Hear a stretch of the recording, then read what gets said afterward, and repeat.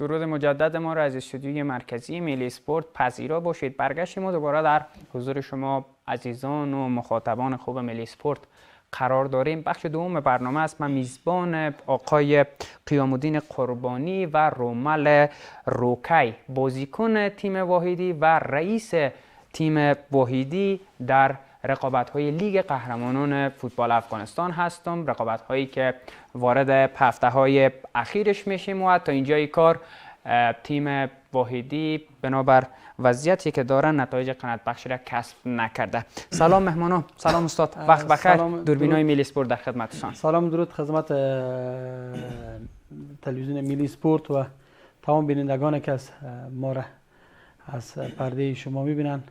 یک سلام خاص بر از سپاسگزار هستم. همچنان رومل روکی هم هست. بسیار خوش آمدید به برنامه. بخیر باشین. بسم الله الرحمن الرحیم. سلام به شما و همکارایتان و تمام کسایی که ما را از پرده تلویزیون بیننده هستند.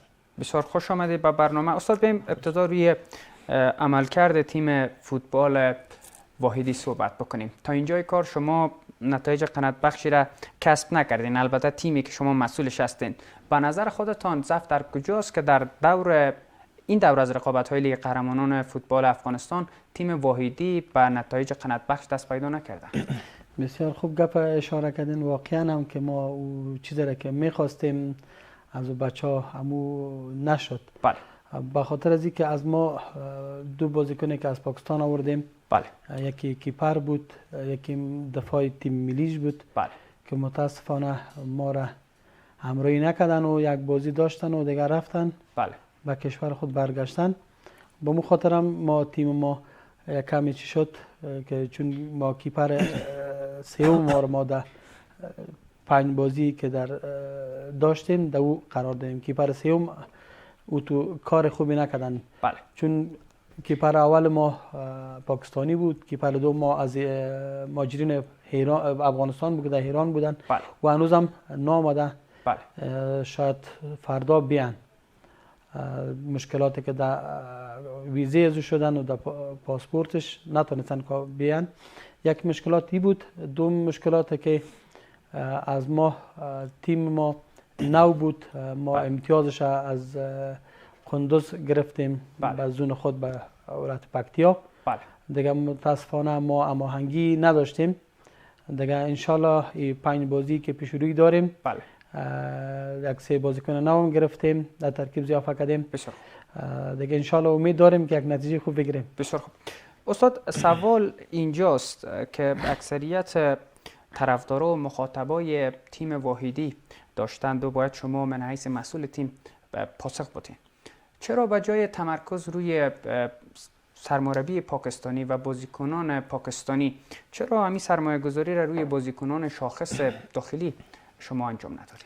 ما به این خاطر که یک افتخار شو اولین بار ما میگیم چی کردیم که بازیکنای خارجی بگیریم در لیگ ما، که لیگ ما ماشاءالله عالم خوب است. خوب مثلا از کشورهایی که همسایه ماست، از وقت در لیگ افغانستان همچنان که بودجه هم ندارن، دیگه هم ندارن. با مخاطر است که یک لیگ بسیار قوی، یک لیگ بسیار خوب است. به حساب که ببینیم در همسایه ما ایران و تاجیکستان هست، بازم لیگ افغانستان نشرات زنده داره. از تلویزیون آریانا. از پارسالش هم خودش خوشبختانه میلی اسپورت این رقابت داشتین. دیگه اینی افتخار بزرگ است که ما نشرات هم داریم. بازیکنای خارجی اتک هم گرفته، ابو مسلم هم گرفته، عینومین هم گرفته، ما هم گرفتیم. یک کلان بزرگ، یک افتخار است به لیگ قهرمانان افغانستان که چون یک شاید در 2024 از اینکه قوی تر برگردن. یک افتخار بزرگ به فدراسیون فوتبال افغانستان است که همیشه همکاری کردن، همیشه ورزشکارا را وقت دادن، تیم‌ها را وقت دادن که بگیرن بازیکن‌های خارجی. انشاءالله به خودت برمیگردیم استاد. در مورد عملکرد و نتایجی که تیم واحدی به دست آورده، رومل روکی من حیث یک بازیکن به ما میگه. رومل جان، به نظر خودت من حیث یک بازیکنی که درون زمین هستی و برای تیم واحدی که حالا امتیازش تیم ولایت پکتیا خریداری کرده، ضعف واقعا در کجاست؟ چرا شما نتایج خوبی را کسب نمی‌کنید؟ خب بیشتر که رئیس صاحب هم اشاره کردن که قبل بازیکن‌های پاکستانی لیژنرهای تیم ملی پاکستان در ترکیب تیم ما هستند که اونا ما را در نیمه راه کردن، یعنی رفتن پس به کشورشان و فعلا در اختیار نداریمشان که یعنی یک ضربه کلان خوردیم تیم ما، به خاطر که در این موقع زمانی ما نمیتونیم جاگزین کنیم بازیکن‌ها به خاطر رجیسترشن‌ها بند شده و همچنان در پیش فصل و شروع قبل پیش از مسابقات بعض ناماهنگی ها شد که مشکلات ویزا بود که این بازیکن‌های لیژنر پاکستانی ما نرسید و مهاجرین که در ایران بود اونا دیر رسیدن و ما نتونستیم که یک تیم هماهنگ و منسجم بسازیم و فکر کنم ضعف اصلی همین بود، به خاطر که بازیکن‌های خوبتر داریم اما هماهنگی لازم نشد که در تیم ایجاد کنیم. بسیار خوب. به نظر خودت متکی بودن روی بازیکنان پاکستانی این خودش یک غفلت نیست در سطح مدیریت؟ قبول دارم این اشتباه شد دیگه، اما انشالله فعلا که نیم فصل است، نیم فصل از مسابقات شد، 6 مسابقات تیر شد و نیم فصل است، ما به خاطر تقویت خط حمله و دفاع خود 3 بازیکن دیگر را اضافه کردیم به جمع تیم که 2 بازیکن از هافبک هجومی هستند که به خاطر حمله و مشکل عمده ما در گلزنی بود و بخش دفاع نسبتا که انشالله این مشکل رفع شده. بسیار خوب، انشالله به خودت برمیگردیم. رومل جان، استاد بیایم روی سوالی که من از رومل روکای پرسیدم صحبت بکنیم، وضاحت بدین. من نیست چون شما مسئول هستین و تیم واحدی مربوط نزدیک به 3-4 ولایت زون جنوب کشور میشه که خوشبختانه این امتیاز و این افتخار توسط شما رقم خورد که این امتیاز شما خریداری کردین، این امتیاز تیم واحدی کندوز را. بله. با جای اینکه روی بازی داخلی و بازیکنان داخلی تمرکز کنین، فکر میکنم خوبتر نبود که به جای بازیکنان خارجی مخصوصا پاکستانی، حالا این کانترکت یا این قراردادی که شما با بازیکنان و سرمربی پاکستان انجام دادین روی کاغذ هست. پس این موافقه و این موافقه نامه و کانترکتی که شما بین تیم واحدی و تیم بازیکنان پاکستانی انجام شده، پس چه نتیجه خواهد داد؟ آیا این مورد را شما با AFC و فدراسیون فوتبال پاکستان در میان گذاشتین یا خیر؟ بله، با این عریضه کردیم به فدراسیون فوتبال افغانستان که این امرای ما قرارداد داشتن. بله. اونجا لیگ خودشان شروع شده بود، بازی‌ها امو کیپر که بود بدون اجازه ما را ترک کردن و رفتن. بله. کدام اطلاعی نداده بودن. ما با او عریضه کردیم انشالله به زودی امو کلاب از یوم، چون که امو کلابش هم که ما موافقه کرده بودن. بله. فدراسیون فوتبال پاکستان هم اجازه سوال دقیق همینجاست. امی بازیکنایی که خریداری میشه با موافقه فدراسیون فوتبال کشور مربوطه، باشگاهی که او بازیکن دش توپ میزنه انجام میشه. اینجا هم یک لیگ معیاری است. بله. لیگی است که به سطح افغانستان برگزار میشه و فکر نمیکنین یک ضربه بزرگی، حتی یک لطمه کلان و بدنامی است به فوتبال افغانستان، مخصوصا به تیم واحدی؟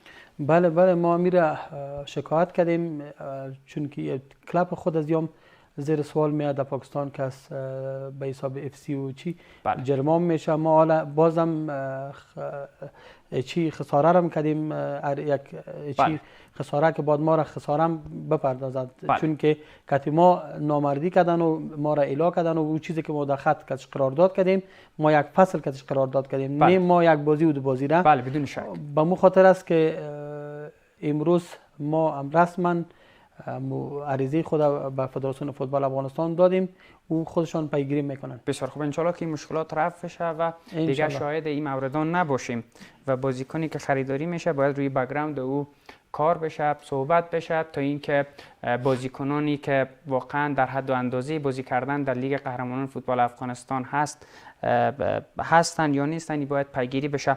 رومل جان، در مورد بازی های آینده برای ما بگو. حالا با وصف این مشکلات سرانجام شما در حال حاضر در لبه پرتگاه و سقوط قرار دارین. به نظر خودت با وجود قدر مشکلات شما میتونین خودتان را از سقوط به لیگ دست دوم یا اینکه حذف شدن از چمپیونز لیگ افغانستان نجات بدین؟ خب بدبختانه بله ما در قهر جدول هستیم فعلا که طور که عرض شد مشکلاتی که پیش آمده بود، به خاطر از مشکلات ما ضربه بسیار بزرگ را خوردیم به تیم و پیشتر هم عرض کردم که ما 3 بازیکن به خاطر تقویت گرفتیم، به خاطر که نیم فصل است ما میتونیم 3 بازیکن و بیشتر نمیتونیم.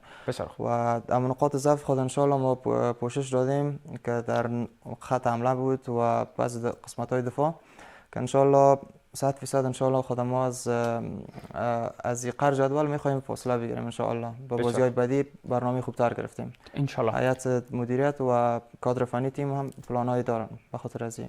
بسیار خوب. شما تا حالا چند بازی را انجام دادین در لیگ قهرمانان؟ 6 بازی. فکر کنم 5 بازی را واگذار کردین، یک بازی را مساوی کردین. و بازی بعدی قرار است در برابر کدام تیم باشه؟ بازی بعدی ان شاء الله فرداست که در مقابل تیم میوند است. بله. میوند نیمروز. بله نیمروز.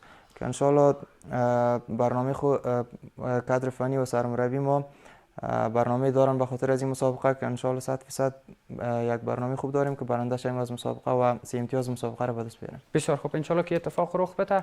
همکارا اشاره میکنن بریم با هم یک بسته تصویری از دور سوم لیگ قهرمانان فوتبال افغانستان که در حال حاضر به میزبانی کابل رو اندازی شده را ببینیم. سود بر میگردیم، همچنان صحبت ها با جناب قیام الدین قربانی ادامه دارد.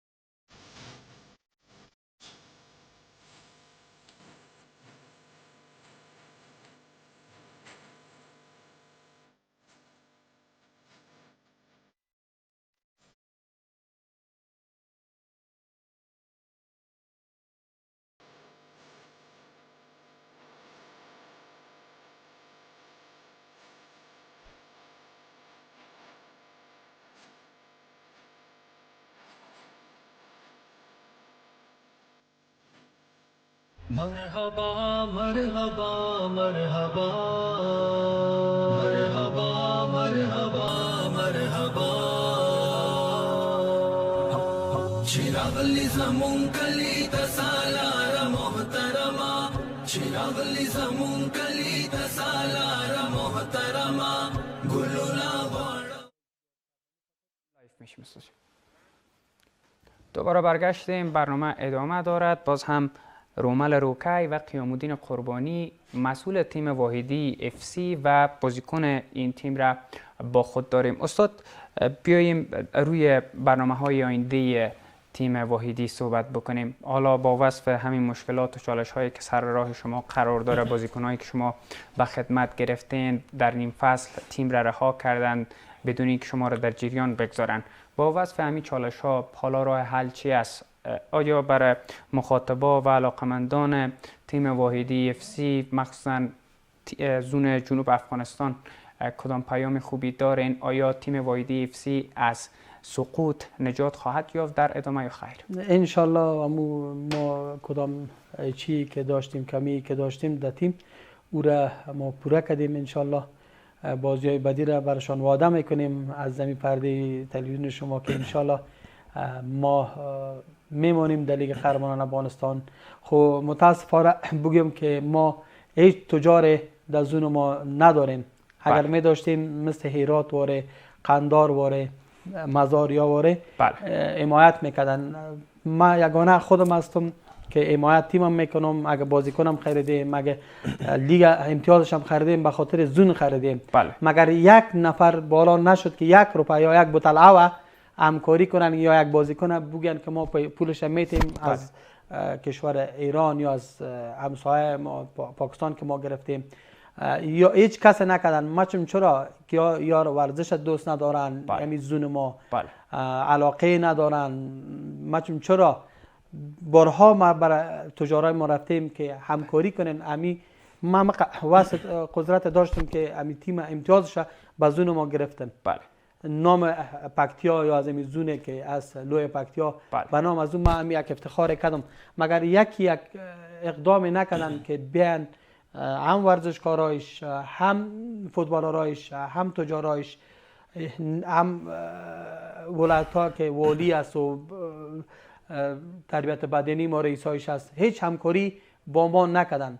دیگه این جای تاسف است. از این میگم که باید کمی زنده شوند از وقت عباسین سپه که همکاری نکردن تا حالا هیچ کس در ورزش زون ما همکاری نکردن. این میگم که باید تجار اعلاناتشان میشه. هر تجار داریم، زیاد تجارایی داریم. ما پیش رحیم گردیزی رفتم که از قریه ماست. هم وعده کردن که در 2024 اگه تیم ما براتان اسپانسر میکنیم، همکاری میکنیم. مثل از بسیار تجارای دیگه داریم، صرافا داریم، برای کلشان رفتیم. وعده دادن؟ وعده هیچ نکردن. کمک وعده رو بیخی بان یک بوتل آب وعده نکردن. بسیار خوب. تمام مصارف به دوش خودتان است؟ تمام مصارف به دوش خودم است. کار بار کل ریلا کردیم، آمدیم که فامیل باور که از 2 مید که آمدیم تا بالا ما فامیل ندیدیم. بدون شک. انشالله که این مشکلات حل بشه و اگر مشکل نباشه استاد در مورد خریداری بازیکنان بگوین. بازیکنایی که شما از پاکستان به خدمت گرفتین و سرمربی در حدود چقدر هزینه برداشت اگر کدام مشکلی نیست؟ همین بازیکنایی که ما از پاکستان گرفتم چیشان یک لقب‌غنی قرارداد کردم که شرکت مربی هم میتو. ما اصلی مربی تاجیکستانی رو میگرفتم که ازشان گپ زدم، گپشان خلاص شد. $1,500 میدادم او را. بازور هم خود فدراسیون فوتبال تاجیکستان اجازه نداد. انشالله که این مشکلات حل بشه و تیم واحدی همان گونه که یک شخصیت وطن دوست را در رأس خود داره بتونن نتایج خوبی را کسب بکنن. رومل جان بسیار کوتاه اگر کدام پیامی باشه برای طرفداران تیم واحدی و زون جنوب افغانستان میشه برسون؟ خب ما باعث بازیکن و کاپیتان تیم جوانان واحدی انشالله این پیام به تمام هواداران و کسان زون جنوب افغانستان دارم که انشالله ما با برنامه ریزی دقیق و از باختای و بازیایی که انجام دادیم درس گرفتیم و انشالله قوی‌تر برمیگردیم و انشالله در دور بعدی مسابقات 100% انشالله هستیم و از قرار جدول هم خارج میشیم و انشالله نتایج خوبی را انشالله اتفاق رخ بده و پولی که بالای پاکستانیا سرمایه گذاری شد 1 لک افغانی نزدیک به فکر کنم 2.5-3 لک کلدار میشه. این اتفاقات دیگه انشالله شاهدش نباشیم که بازیکنی که به خدمت گرفته میشه ترک بکنه و بره، یک کسی باشه که در قبال این موردها پاسخگو باشه. به این ترتیب میریم یک میان برنامه بسیار کوتاهی را میبینیم. بسیار تشکر از شما از حضورتان. دوباره برمیگردیم.